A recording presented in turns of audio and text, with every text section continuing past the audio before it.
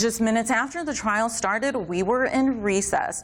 The defense told the judge they had just received a use of force report by the Williamson County Sheriff's Office from prosecutors only an hour and a half before the day started, raising a Brady violation. I don't know what I'm going to rule yet. We're going to take a recess. Judge Karen Sage returned to the courtroom a few minutes later, agreeing that there had in fact been a Brady violation, but ruled she wouldn't be granting a mistrial or dismissal. On Monday morning, we can discuss further what the consequences of the violation should be.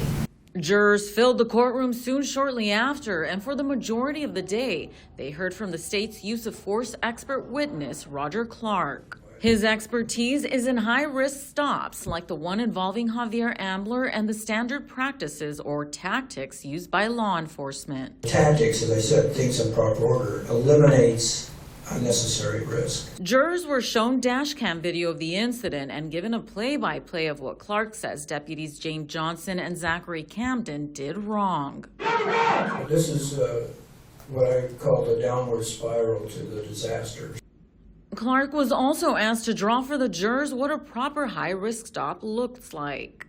His drawing showed where Ambler's car was stopped and where the deputy's car should have been positioned behind him, as law enforcement is trained. It also showed the area or kill zone officers should avoid when pulling a car over, and Clark says officers should never approach the person in a high-risk stop because the person will be less likely to cooperate. Johnson has exited, starts screaming, get out of the van now, and has put himself directly next to or in front of the driver's door as the driver's door is exiting. So this now presents no cover whatsoever. Clark says Ambler was tased 2 times by each officer. Seconds after Ambler was approached, he was tased by Johnson first, immediately drops to the ground and appears to not be resisting officers, which is why Clark says the tasing that continued afterward was unnecessary. When you hear to get on your back or your hands behind your back, you see that occurring.